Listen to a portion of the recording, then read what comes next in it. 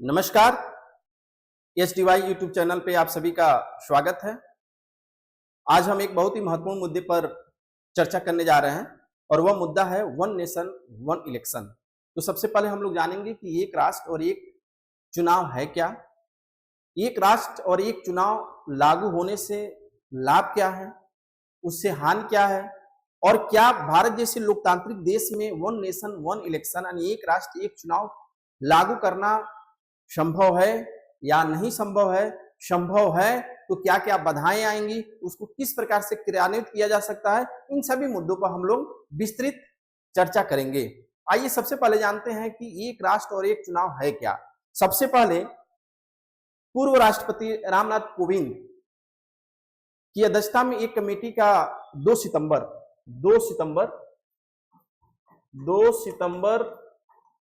2023 को एक कमेटी का गठन किया गया।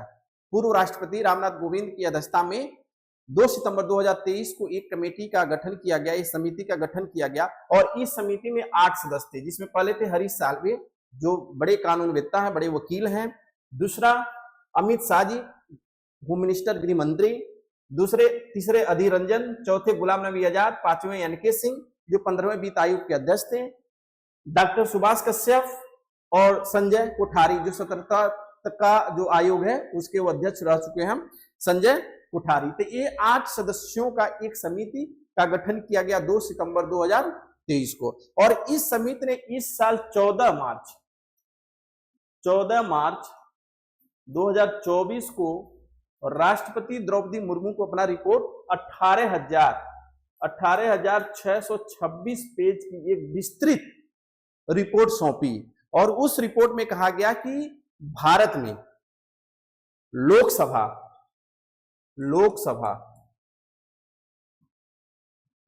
विधानसभा और स्थानीय निकाय के चुनाव, स्थानीय निकाय मतलब हो गया ग्राम पंचायत, हो गए आपके नगर पंचायत, नगर निकाय, मतलब जो स्थानीय निकाय चुनाव है, इन सबका चुनाव एक साथ कराने से देश का विकास,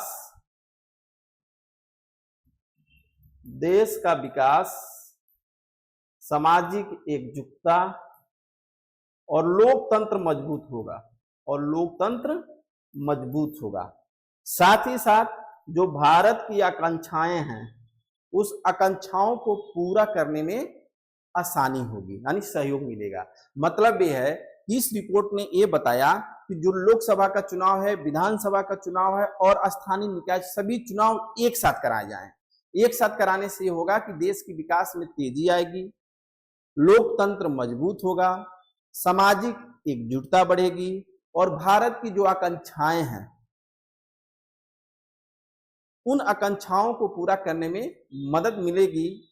इस समिति की रिपोर्ट में ऐसी बात कही गई है। तो आइए देखते हैं उसके बारे में कुछ चीजें। सबसे पहले तो देखिए रामनाथ कोविंद की समिति की रिपोर्ट जो क्या क्या रिपोर्ट में दी है।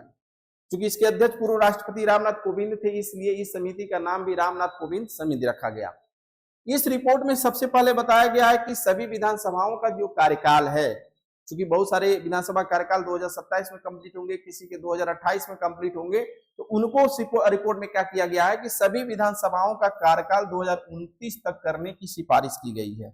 सभी विधानसभाओं का कार्यकाल 2029 तक करने की सिफारिश की गई है और 2029 से ही ये सभी जो आपके एक देश और एक राष्ट्र और एक चुनाव है, ये प्रक्रिया लागू करने की सिफारिश की गई है। यानी लोकसभा, विधानसभा का चुनाव, स्थानीय निकाय का चुनाव 2029 से ही कराने की सिफारिश की गई है। 2 चरणों में चुनाव कराने का सुझाव दिया गया, यानी पहले चरण में लोकसभा और विधानसभा और लगभग 100 दिन के अंदर दूसरे चरण में स्थानीय निकाय के चुनाव कराए जा सकते हैं। ये इस रिपोर्ट में कहा गया है। तीसरा रिपोर्ट है कि एक सिंगल वोटर लिस्ट होगा, क्योंकि बार बार वोटर लिस्ट बनाने में खर्चे लगते हैं, समय लगते हैं, संसाधन खर्च होते हैं, तो इसलिए व्यवस्था उसमें सिफारिश की गई कि एक सिंगल वोटर लिस्ट होगा और एक आईडी कार्ड की सिफारिश की गई, यानी एक सिंगल वोटर लिस्ट और एक आईडी कार्ड की सिफारिश की गई है। इससे लाभ क्या होगा? ये तो मतलब एक देश एक राष्ट्र और एक चुनाव हो गया, लेकिन अगर ये लागू किया जाए तो इससे लाभ क्या होगा? सबसे पहले हम लोग लाभ की चर्चा करते हैं।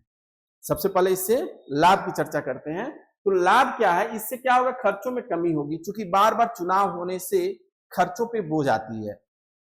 उस तरह से क्या होगा कि एक बार जब चुनाव होगी तो एक ही बार खर्चे में, एक ही खर्चे में, एक ही प्रशासनिक व्यवस्था में, एक ही लॉजिस्टिक सुविधा से पूरे चुनाव संपन्न हो जाएंगे। तो बार बार चुनाव में बार बार खर्च होने से बचा जा सकता नहीं, खर्चों में कमी होगी। दूसरा है सरकारी कामकाज में रुकावट में कमी। जैसे बार बार चुनाव होने से आचार संहिता लगती है, आचार संहिता लगने से कार्यों में यानी सरकारी जो कार्य होते हैं उसमें रुकावट आती है। जब एक बार में चुनाव हो जाएंगे तो फिर इसमें कमी आएगी, यानी सरकारी कामकाज में रुकावट में कमी आएगी। तीसरा है चुनावी आचार संहिता की समस्या हल होगी। बार बार चुनाव होने से बार बार चुनावी आचार संहिता लगता है और फिर उससे जो सरकारी कामकाज है, जो विकास की कार्य योजनाएं जो चलती हैं वो प्रभावित होती हैं। तो विकास के कार्यों में या सरकारी कार्यकारियों में आचार संहिता का प्रभाव नहीं पड़ेगा। बार बार आचार संहिता लगने से, जैसे मान लीजिए सपोज दैट एक वैकेंसी चल रही है, तब तक आचार संहिता लग गया तो उस आचार संहिता की वजह से वैकेंसियां रुक जाती हैं। आचार संहिता का बड़ा ही निगेटिव प्रभाव पड़ता है, बार बार सरकारी कार्यों में रुकावटें आती हैं, तो इससे बचा जा सकता है। तीसरा है स्थिरता। एक बार चुनाव होने से सारा चीज स्थिरता हो जाएगी, बार बार चुनाव होने से अस्थिरता आती है, बार बार चुनाव होने से अस्थिरता आती है, अस्थिरता से विकास की गति कम पड़ता है। तो जो अनसर्टेनिटी है यानी स्थिरता है, स्थिरता बढ़ती है। एक देश एक चुनाव से स्थिरता बढ़ेगी, अस्थिरता घटेगी। वैसे जनता की भागीदारी, अब एक बार जब चुनाव होगा तो सभी लोग के अंदर एक उत्साह होगा और उसमें अधिक से अधिक लोग मत देंगे, तो जनता की भागीदारी उसमें बढ़ेगी, ये लाभ है। लेकिन साथ ही साथ इसके कुछ हानि भी है, हानि को भी जानना जरूरी है। और वो हानि क्या है, सबसे पहले लोकल मुद्दे की अनदेखी, क्षेत्रीय मुद्दे समाप्त हो जाएंगे। क्योंकि भारत विविधताओं का देश है, क्षेत्रीय विषमताएं हैं, हर क्षेत्र में अपने अलग अलग लोकल मुद्दे हैं। तो जब एक साथ जब चुनाव होंगे तो राष्ट्रीय मुद्दे हावी रहेंगे और उस राष्ट्रीय मुद्दे में लोकल के मुद्दे दब जाएंगे और क्षेत्रीय जो मुद्दे हैं वह उभर कर सामने नहीं आ पाएंगे। यह एक बहुत बड़ी हानि है और एक समस्या है। दूसरा है फेडरल स्ट्रक्चर के प्रभाव। चूंकि भारत संघीय राज्य, संघीय देश है, भारत के संविधान अनुच्छेद में कहा गया भारत राज्यों का संघ होगा। भारत में अलग अलग राज्य हैं, उन राज्यों की अपनी अलग अलग स्वायत्तता है। तो जो संघीय, उनकी अलग अलग एक अधिकार क्षेत्र है, उनकी अलग अलग शक्तियां हैं। तो जब एक साथ चुनाव होंगे तो जो राज्य की अपनी स्वायत्तता है, चुनाव की पारदर्शिता है, चुनाव की प्रक्रिया है, ये सब प्रभावित हो सकते हैं। तो फेडरल स्ट्रक्चर जो है इस पर एक प्रभाव पड़ेगा, यानी संघीय जो व्यवस्था है उस पर एक प्रभाव पड़ेगा। इससे एक हानि ये भी है। दूसरा है चुनावी खर्च एवं पारदर्शिता। चूंकि एक बड़े स्तर पे, एक तरफ तो कहा जा रहा है कि एक साथ चुनाव होगा तो खर्च कम पड़ेंगे, लेकिन एक बड़े स्तर पे चुनाव कराने के लिए एक बड़ी प्रशासनिक अमला की जरूरत पड़ेगी, एक बड़ी सुरक्षा व्यवस्था की जरूरत पड़ेगी, जहां बहुत अधिक खर्च की जरूरत पड़ेगी। साथ ही साथ चुनाव में पारदर्शिता और निष्पक्षता बनाए रखना भी एक प्रश्नवाचक चिन्ह है कि चुनाव पारदर्शिता हो पाएगी कि नहीं हो पाएगी। उसके बाद सरकार गिरने पर चुनाव। एक साथ चुनाव तो हो सकते हैं, लेकिन कोई जरूरी नहीं है कि हर प्रदेश की सरकार को पूर्ण बहुमत मिल ही जाए, सरकार बन ही जाए। कभी कभी बीच में अगर किसी के बहुमत यानी किसी के सपोर्ट से, किसी के सहयोग से अगर सरकार बनी है तो अपना अगर बहुमत वापस ले लिया तो सरकार गिर जाएगी। तो उस स्थिति में आप राष्ट्रपति शासन लागू करेंगे कि फिर चुनाव कराएंगे, तो यह स्थिति भी बीच में बनेगी। इसके लिए भी रास्ता निकालने की जरूरत पड़ेगी। यह भी एक बड़ी समस्या है और इस समस्या को कैसे निपटा जाएगा, कैसे आगे बढ़ा जाएगा, यह आगे देखने वाली बात होगी। दूसरा है राजनीतिक ध्रुवीकरण। यह सबसे बड़ी समस्या है। क्योंकि भारत में क्षेत्रीय दलें अधिक हैं, तो जब एक साथ एक देश एक चुनाव होगा तो जो राष्ट्रीय पार्टियां हैं वो हावी होंगी और संपूर्ण राजनीतिक व्यवस्था जो होगी वह राष्ट्रीय जो राष्ट्रीय दल हैं वो एक तरफा होने लगेंगी। क्षेत्रीय दलों की स्थिति कमजोर होती चली जाएगी, क्षेत्रीय दलों की जो अस्तित्व है वो संकट में आ जाएगा।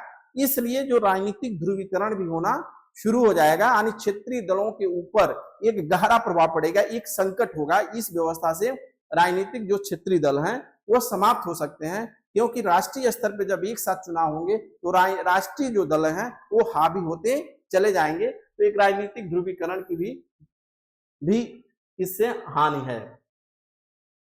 अब क्या इसको लागू किया जा सकता है भारत जैसे लोकतांत्रिक देश में? क्या इसे लागू किया जा सकता है? अगर देखा जाए तो 1952 से 1967 तक लगभग सभी चुनाव एक साथ होते थे, लेकिन 1967 के बाद क्या होने लगा कि जो सरकारें हैं, विधानसभा जो राज्य की सरकारें हैं, वह धीरे धीरे विघटित होने लगी। विघटित होने से उनका अलग अलग चुनाव शुरू हो गया। यानी 1967 तक एक ही साथ चुनाव होता था, लेकिन राजनीतिक अस्थिरता की वजह से अलग अलग राज्यों में अलग अलग समय पे चुनाव होना प्रारंभ हो गया। तो यह भी एक समस्या होगा कि क्या हम यहाँ सभी राज्यों में एक साथ बहुमत के साथ सरकार बना सकते हैं? तो ऐसी स्थिति में चीजें गड़बड़ होंगी। ठीक है, तो ऐसे हम देखते हैं कि इससे संभावना क्या है, इससे क्या संभव हो सकता है, ये चीज देखना है। चुनौतियां तो हो गया, चुनौतियां क्या क्या है देखिए। संवैधानिक चुनौतियां, सबसे पहले तो इसको लागू करने के लिए संविधान के 83 और 172 में आपके संविधान के तमाम सारे अनुच्छेद हैं, उन अनुच्छेदों को संशोधन करने की जरूरत पड़ेगी। दूसरा है संघीय ढांचे पर प्रभाव, अभी जो मैं बताया हूं कि भारत फेडरल स्ट्रक्चर है, उस पर इफेक्ट पड़ेगा। लोकतांत्रिक प्रक्रिया पर भी प्रभाव पड़ेगा। चुनावी आचार संहिता का प्रभाव, राजनीतिक सहमति और विरोध, चूंकि यह व्यवस्था लागू करने के लिए प्रत्येक राज्य की सहमति जरूरी है, तो कोई जरूरी नहीं है कि प्रत्येक राज्य इस पे सहमत हो। तमाम सारे क्षेत्रीय पार्टियों की अलग अलग सरकार है और वह इसका विरोध करेंगी। प्रशासनिक और लॉजिस्टिक चुनौतियां, यानी इतने बड़े देश में एक साथ चुनाव करने के लिए प्रशासनिक और सुरक्षा व्यवस्था की जरूरत पड़ेगी, जो कि एक चुनौती है। उसके साथ ही साथ जो है संभावना एवं निष्कर्ष, यद्यपि भारत इतने बड़े देश में एक साथ चुनाव कराना तकनीकी और कानूनी रूप से तो संभव दिखाई दे रहा है, लेकिन इतना आसान चीजें नहीं होगी। ठीक है, संवैधानिक संघवाद को बनाकर हम धीरे धीरे चीजों को आगे बढ़ा जा सकते हैं। साथ ही साथ भारत जैसे लोकतांत्रिक और विविधता वाले देश में, इतने बड़े लोकतांत्रिक देश और विविधता वाले देश में अलग अलग क्षेत्रों की अलग अलग समस्याएं होती हैं। तो इतनी बड़ी समस्याओं को कैसे कैसे हम आगे करके आगे बढ़ेंगे, उन समस्याओं को, उन जो कठिनाई है उनको हम कैसे हल करते हुए आगे बढ़ेंगे, यह देखने वाली बात होगी। तो मिला जुलाकर एक देश एक चुनाव लागू करना आसान तो है, लेकिन लागू करना संभव तो है, लेकिन आसान नहीं है। इसके लिए एक लंबी कार्य योजना की जरूरत पड़ेगी और एक आने वाली समस्याओं को धीरे धीरे कैसे निपटना है, यह देखने वाली बात होगी। आज के लिए बस इतना ही, धन्यवाद।